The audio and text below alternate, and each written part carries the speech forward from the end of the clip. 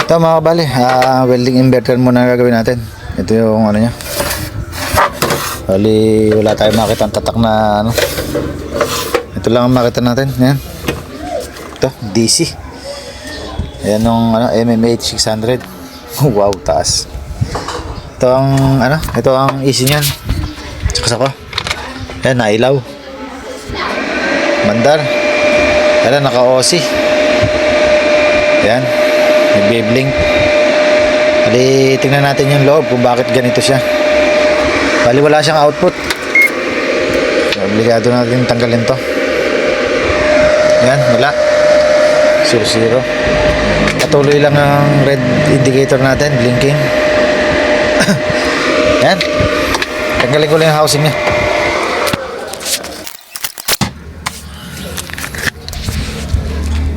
Ito mga kabali, pagbukas natin may nakita na tayong sunog. Ayan, may pumutok doon sa gawin na yun. Ayan, bali ano natin dito sa ano yan, sa MOSFET, sa IGBT. Ayan, obligado natin tanggalin sa housing para makita natin yung ano, mga nasunog. Ayan, balik na lang ako pag nasa ano, natanggal na sa housing. Ito mga kabali, nakalas na natin. Ayan. Bali dito sa part na to may nasunog. Ayan. Liminaw.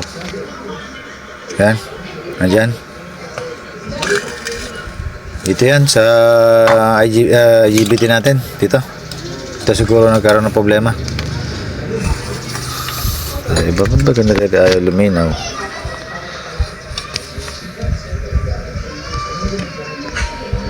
Ayan. Putok pala isa. Putok pala isang IGBT natin. Ayan. Sabog. Ayan, bali kailangan ko tanggalin yung ano, yung heatsink para matanggal natin yung ano, piyesa. Ayan. Balik na lang ako pag nakatanggal na. Ito mga kabali, ito yung isa na hindi pumutok, bali shorted din siya. Ayan, testerin natin para makita natin. Ito. Yung tester natin. Ayan. Bali gate to source yung kuha natin. Ayan, shorted. Ito baka open na to kasi pumutok to. Open na isa. Sa kabila, balik rin natin yung probe. Ayan, pumapalo pa rin. Gate to source pa rin yan. Bali, obligadong palitan yan. Yan, bali palitan ko lang yung resistor ditong ano, nasira. At saka tayo mag-testing ng signal. Yan. Ayusin ko muna yung parts na dito, yung mga nasunog yan. Balik na lang ako pagka naayos ko yan. Suka tayo ng signal sa ano, oscilloscope. Ito mga kabali. Ayan. Tanggalan natin yung ano. Repair na natin yung yung mga resistor. Bali resistor lang naman ang nasira dito. Yung diode saka capacitor okay pa naman. Yan. Bali sa pagte-testing ng ano, ng signal, obligado magkalagay tayo ng pan para ma-drain niya kaagad yung ano, filter capacitor natin. Para hindi masira yung ano natin, yung dual MOSFET natin dito. Yan, bali tingnan natin. Ibitin natin ng ano, ito, oscilloscope. Tingnan mo tayo sa isang side. Yan, mas safe kasi pag may blower para dinidrain niya kaagad yung ano natin, yung filter. Ito, plug in. Ito mga kabali, ayan, nakakabit na yung ano natin, yung IGBT natin, 60 and 60. Dalawa. Yan, lagi naman na yan ang ginagamit natin. Yan, testing na natin kung talagang mawala na yung kanyang ano, oscillate. Ito, plug-in ko. Yan, nailaw, nawala.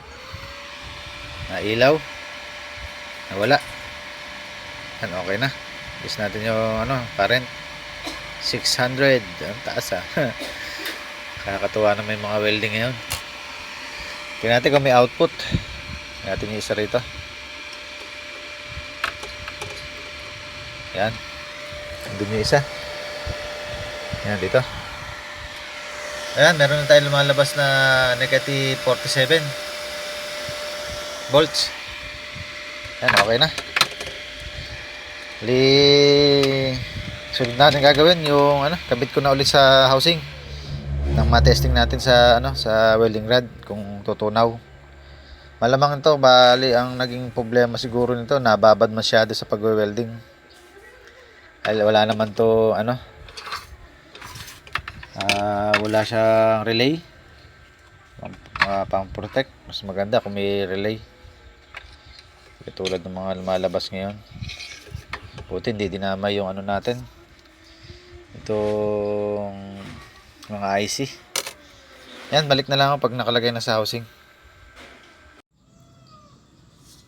Ito mga kabali, tetestingin ko na. Yan, tingnan natin kung masisira siya.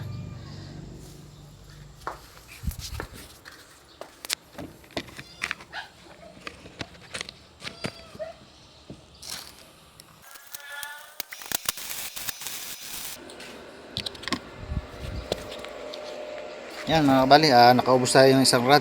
Hindi naman nagkaroon ng problema yung unit. Sakto naman, nahihinaan din siya, nalalakasan.